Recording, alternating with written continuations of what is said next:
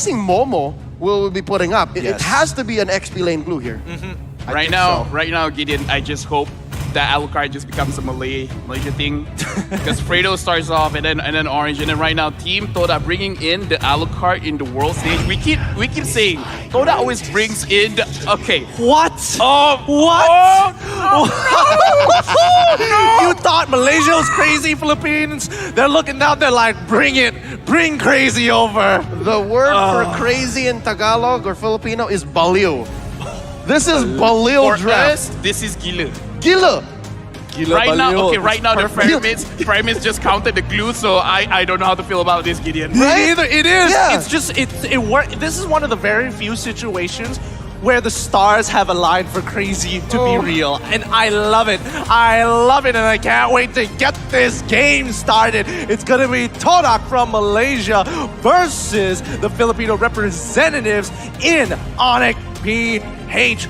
Who is going to get on top? Because the winners of this, if Todak is able to win this game, they are almost securing that top spot, and more importantly, getting to the upper bracket. Onic PH, they need to be competitive contenders. If they can get this win, the snowball and momentum will be on their side. Of course they have to face off against each other. So now we see it's Marky going up against Momo in the XP lane. If you thought the shuffling was done, well, not quite so, says the Malaysians and the Filipinos. Dilarski moved over to the gold lane. Oh, interesting. It's a switch up. 4maze is actually going to be the one playing the Brody, and Chico is going to be in the jungle with the Alucard. Kind of interesting. Thought it'd be the other way around, but let's see, as Hatred already attacking Yumes, forcing out a very early flicker here. Moon can only do so much. Naturally, the early stages of the game, it's going to be Onic PH's mid laners who have more control. I can already feel how some fans might be struggling to keep up, but yes, Gideon has already laid it down. There's a few layers of shuffling on the side of Todak, but for Onic PH, it's really just that. It's just Dilarski and Marky switching up their initial lane, and we saw in the game prior that it kind of works. Maybe in the first 5 minutes, 6 minutes before the third turtle, before things turn into, you know, active team fights left and right, you kind of want to buy time for your gold lane and your XP lane. So now, yeah, Dilarski, he's going to have to face the music here. It's a tough laning matchup against 4maze. He's basically losing this 70-30. Absolutely, but you know, at least when Kyrie is pathing his way up towards that top side of the map, making sure that, you know, if anything were to happen, they don't want the outer forces to make a difference. They trust that Dilarski has the experience to hold against his own, even in a losing matchup, and especially when it's Brody versus Esmeralda, it's really not a lot of fun. Oh. Looking at the bottom lane and the top lane right now, there's a mirror happening, and Yumes going to be seeing Dilarski over there, Baloyski dispersing. Going to try to put some pressure on Moon. Yep, hopefully it's going to be enough as Moon now in a lot of trouble, gets pulled by the Guiding Wing just in time to allow Chico to jump on towards his starting the pursuit. Does he have enough? Yes, he finds the initial first blood by Razor, and now attacking Baloyski, the superposition coming in from Kyrie, going to be more than enough to push him away. Is it just me, or the stacks on the Alucard passive look kind of like Todak's logo? Actually, that's a good point here, right? That's a very good point. That is true and accurate. The turtle slaying here by the Singaporean Tourism Board as the mid lane gets absolutely demolished. That wave didn't even stand a chance against Hatred's power, but now 4maze actually losing his matchup a level down, a level up on this Esmeralda, as well as the rest of Onic PH continue to push their advantage up towards the top side of the map. We just left that matchup for what, a minute, maybe less? And Dilarski has bullied 4maze away. I'm guessing that's just because Dilarski needed to get those hits in with the Avarice. And yeah, I said 70-30. Maybe I was being very generous. Maybe I was a little more optimistic for the Brody. But right now, fight breaking out. Yep, Yumes now taking the full damage. Circling Eagle is going to get pushing into Dilarski and straight into the raw damage. But Yumes manages to survive all of it with the help of 4maze. I mean, this is an interesting dive coming in from Onic PH. I'm surprised they weren't able to get it, but well played to Yumes for surviving. Yumes getting away might have been the last straw for Onic PH. For what, 2 or 3 team fights back and back, Onic couldn't finish the job. Onic just put in the right amount of damage to make him go back, but not kill anyone. And that being said, 500 gold ahead, Todak is I'm feeling that Chico guys might actually start invading here. He might, with the help of Momo, and even look, they're about to collapse. They're sandwiching the trio from Onic Philippines in mid. They're trying to bait something out here, and Chico realizes that as long as their supports open up the map, it's going to be a little difficult here, but Circling Eagle going to get on top of Beloyski here. Kyrie having a fun time. He doesn't mind. He's just going to drop down the entropy. His hatred finds Nibiru's passion. He flickers forward to trade the kill, and Chico guys takes him out, but just a little too slow. It's a 2-for-1 trade. Now Beloyski quickly flickers on out of there. Alucard unable to get the second part of his ult out. 2-for-1, I'd say that's worth it, especially given that Onic PH, when it comes to the rotations, are falling behind.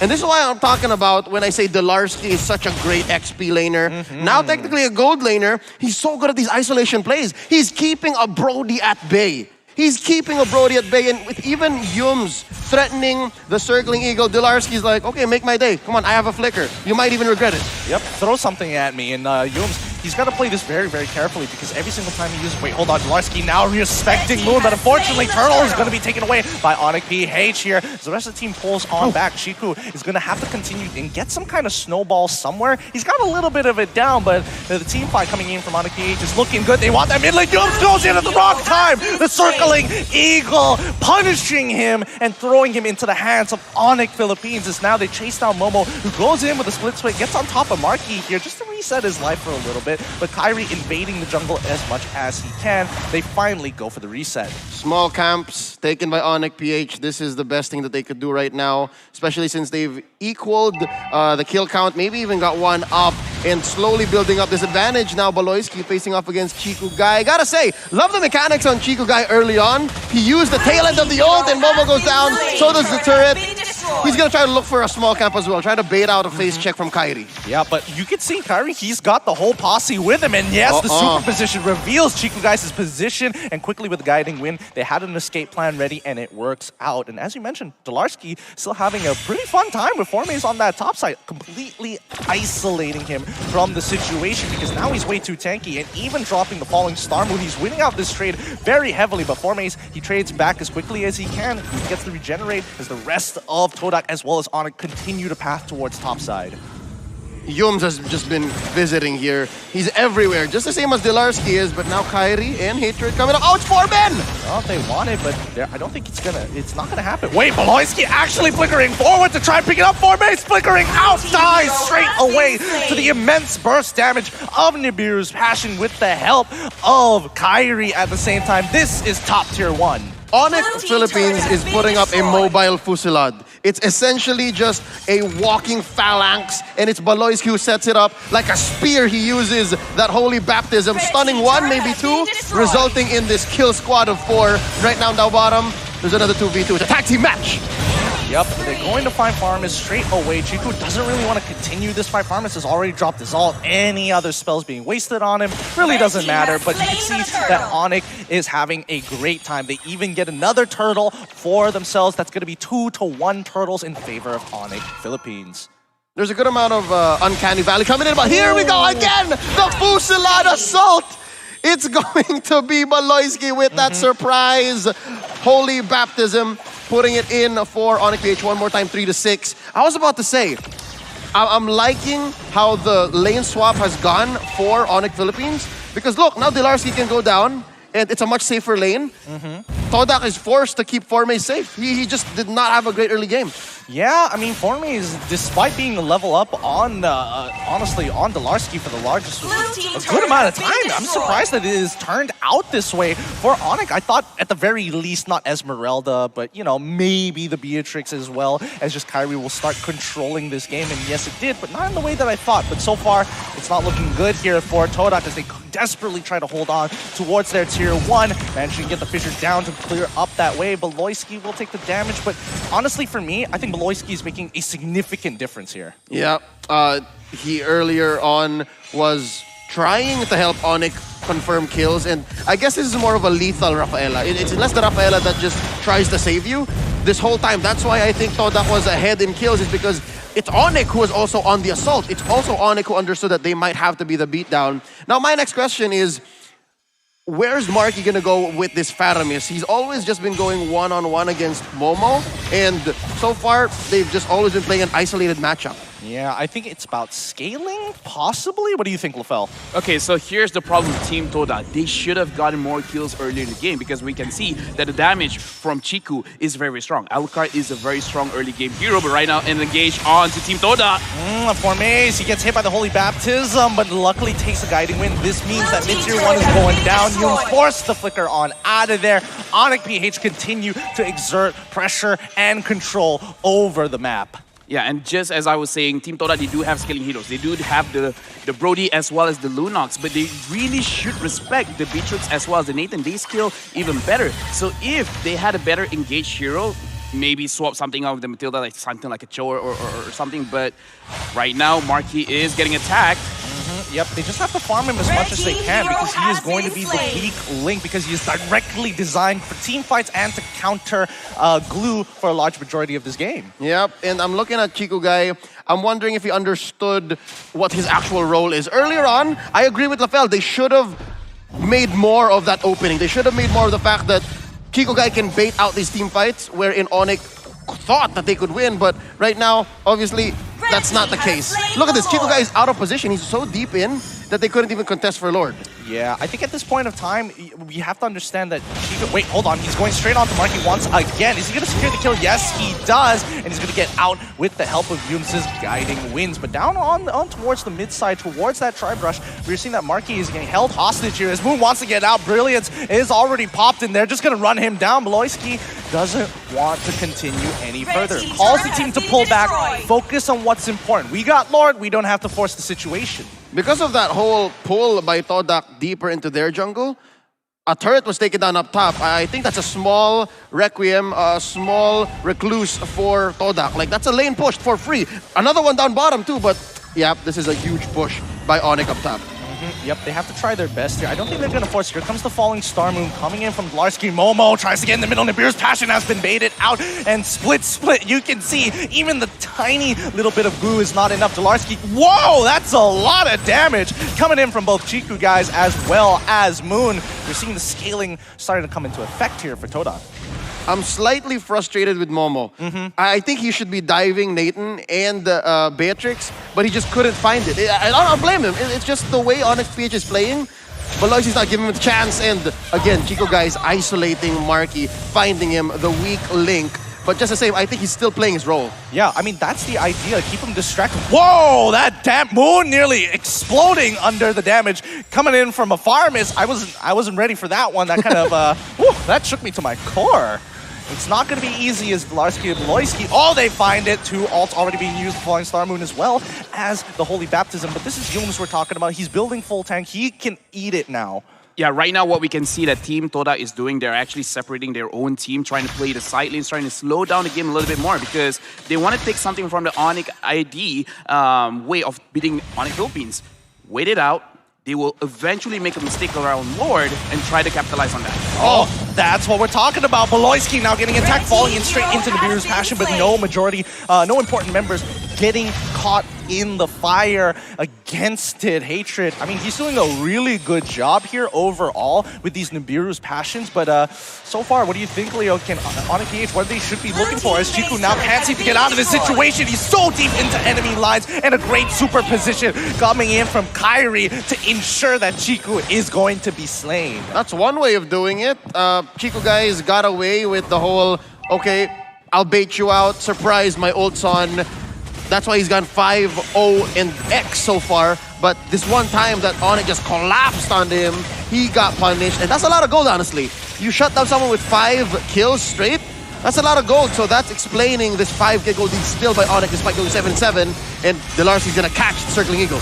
Circling Eagle's already used. The same goes for the Darkening coming in. Split fast coming in from Momo. They realized that after the position from Dlarsky flickering out of that was done, they couldn't get back on top of him. Onic PH, the name of the game for them right now is lane management. They just need to keep this in check. And just like the way that I'd say Cade drafted their victory against Onic, they had good coverage. Now they have much better coverage. I like how LaFell referenced how Onic ID defeated Onic PH earlier. That's what they did, but now I think it's on Onic PH's side, actually. There's 2 marksmen there. for crying out loud, 2 marksmen, and it's so much easier to force out these long fights, especially with Rafaela. Yeah, I mean, just look at the positions that they're playing from. Mid is getting pushed out. We have Formace down on bot side clearing up those waves. We're seeing that, Todak, they cannot look to always hard face check this because there's such pressure coming in from Onic PH's side. They want to play for this Luminous Lord, and I think it's going to be a make it or break it for either one of these teams. 39, oh, Holy Baptism on towards Yum's side, forcing him back. That's 2 ultimates down. This might be an opportunity for Todak, but no, they're going to completely give up this Luminous Lord. That was honestly faster than I expected. Did not notice that Onic PH was clearly present in bottom lane. That 2-man fusillade attempt was just enough to make Todak think that Onic PH was going to commit, and then poof, right from underneath their noses, Luminous Lord. Yeah, it's still pretty shocking here, but LaFell, now that before Lord gets anywhere close towards Todak's space, what can they do to turn this around? Right now, Moon has to step up. He can clear the lane very, very well. Same with Formace on his Brody. Right now, we're at 40 minutes. This is their time to shine, but we do have to see how Momo or Yums will try to set things up. I want to see more from Moon and more from Formace, and actually, Chiku just waiting just to get at least the Beatrix, and then they should be able to defend this. Bennett's Rage already being used as they're looking to try and open up another inhibitor here. They clear up the waves relatively nicely. They still have bottom side and top side pushing in, but it's one lane not to worry about here. But look at the damage coming in from Onic. They should be able to shred it relatively fast. They're not getting too much so far, and TQRS being purchased by Kyrie is now looking to try and catch on Chiku, guys. The Holy Baptism does not connect. Marky maybe in a little bit of trouble. He goes down to 4 maze, and now the initiation has begun. Yums trying to get in towards that backline, gets on top of Delarski, but it doesn't really matter. This Chiku, guys, hops on towards the wrong targets here. He cannot kill that backline. Moon, unfortunately, cannot get deep enough. Flickers away, giving up that position to Onic PH to start walking in towards the base. Momo has to do his best. He was already in the split quickly at the last second, gets onto Delarski, pushes him out, and now Moon with the targeting takes out the rest. Hatred is down. Beloyski walks away, but Delarski does not care. Is disrespecting the enemies, knowing that they cannot deal with how tanky he absolutely is, as Momo trying his best to hold on with anything. Yums will be able to come back up, but he cannot clear that wave. That this should be it here, and they know it. Yums can only do his very best, and Onic PH will savor these last couple of seconds. GG. Well played to the Philippines, Onic PH. Back to back, there were moments there where the crazy call, the play to stay and say, we're going to trade, we're going to force this, either on the defense or the offense, could have paid off. But in this case, Onic Philippines were all the more aware of what cards they were able to play and how much of a threat they were in that situation, which led to their victory. Right now, I would say, unfortunately, Todak felt the wrath of the revenge from Onic Philippines.